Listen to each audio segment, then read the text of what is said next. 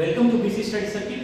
పోటీ పరీక్షల సన్నద్ధతలో భాగంగా మనం విభిన్నమైనటువంటి కాన్సెప్ట్లను చూస్తున్నాం. ఈరోజు మనం ప్రక్రియపై ప్రేమ, ఫాలింగ్ లవ్ విత్ ప్రాసెస్, తర్వాతది ప్రావీణ్యపు ఆలోచన, మాస్టరీ మైండ్ సెట్, తర్వాతది పరిపూర్ణ వ్యక్తిత్వం, ది టోటల్ పర్సన్. ఈ మూడు కాన్సెప్ట్ల గురించి చూద్దాం. మొట్టమొదటి ప్రక్రియపై ప్రేమ, falling love with the process.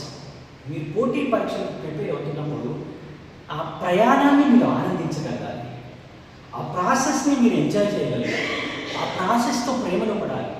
మనము ఒక సబ్జెక్ట్ని, ఒక కాన్సెప్ట్ని కేవలం ఉద్యోగం కోసం చదువుతున్నామని మాత్రమే కాకుండా దాన్ని ఉత్సాహంతో, క్యూరియాసిటీతో ప్రిపేర్ కావాలి. అందులో ఉన్న విభిన్న కోణాలను ఆనందంగా మనము దాన్ని ఎక్స్పీరియన్స్ చేస్తున్నట్టుగా, ఫీల్ అవుతున్నట్టుగా సబ్జెక్టులను మనం ప్రిపేర్ అవుతే, ఎప్పుడైతే మీరు సబ్జెక్టులతో, ప్రాసెస్తో మీరు ప్రేమలో పడతారో అప్పుడు ప్రిపరేషన్ అనేటటువంటిది కష్టంగా అనిపించక ఆనందంగా అనిపిస్తుంది, మీకు ఈజీగా అనిపిస్తుంది, సులభంగా అనిపిస్తుంది. ప్రేమగా మీరు ప్రిపేర్ అవుతారు కాబట్టి డెఫినెట్గా మీకు మంచి రిజల్ట్స్ వస్తాయి. ఇదేదో బాగా కష్టమైనటువంటి విషయం, చాలా టఫెస్ట్ పార్ట్ అని అనుకుంటే ఆ ప్రాసెస్ అంతా కూడా మీకు అలాగే ఆ మైండ్ సెట్ ఉంటే కనుక మీరు ప్రిపేర్ కంటిన్యూ చేయడం చాలా కష్టం అవుతుంది అన్నమాట. తర్వాతది ప్రావీణ్యపు ఆలోచన, అంటే మాస్టరీ మైండ్ సెట్. ప్రతి కాన్సెప్ట్ని, ప్రతి విషయాల గురించి లోతుగా తెలుసుకోవాలి.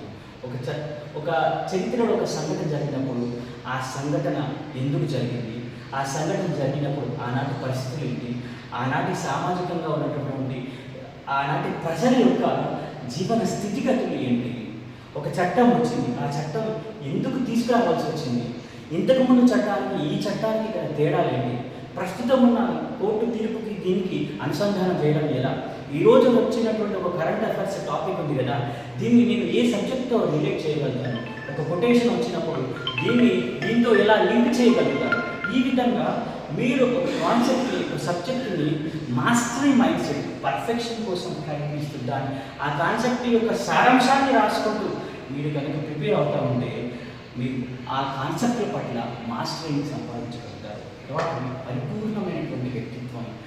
మీరు కేవలం ఒక ఆబ్జెక్టివ్ క్వశ్చన్స్ ఉండేటటువంటి ఎగ్జామ్కి మాత్రమే కాకుండా రేపు భవిష్యత్తులో డిస్క్రిప్టివ్, అంటే మెయిన్స్, అది సివిల్ సర్వీసెస్ కావచ్చు, గ్రూప్స్ కావచ్చు, అట్లాంటి వాటి ఎగ్జామ్స్ కూడా, తర్వాత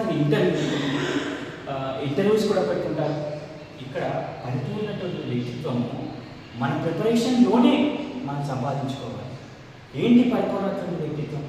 మీ ఆహారపు అలవాటు, మీ దినచర్య, మీరు చదివేటటువంటి విధానం, మీ డిసిప్లిన్, మీ ఆలోచనలు, మీరు వ్యక్తులతో ప్రవర్తించేటటువంటి తీరు, మీ స్నేహితులతో గడిపేటటువంటి సమయం, మీ కుటుంబంతో గడిపేటటువంటి సమయం, సోషల్ మీడియాని యూజ్ చేసేటటువంటి సమయం, ఒక సమస్య వచ్చినప్పుడు దాని పట్ల మీరు స్పందించేటటువంటి విధానం, ఇవి మీరు ప్రిపేర్ కావడానికంటే ముందు ఏ విధంగా స్పందించాలో, ఏ విధంగా బిహేవ్ చేశారు, మీరు ప్రిపరేషన్ కొనసాగించిన తర్వాత మెచ్యూర్డ్గా స్పందించాలి, మెచ్యూర్డ్గా బిహేవ్ చేయాలి, అట్మోస్ట్ డిసిప్లిన్ మీ జీవితంలో అలవడాలి. అంటే కేవలం మీకు ఉద్యోగమే కాకుండా ఒక గొప్ప వ్యక్తిత్వాన్ని మీకు ఇవ్వగలగాలన్నమాట మీ ప్రిపరేషన్.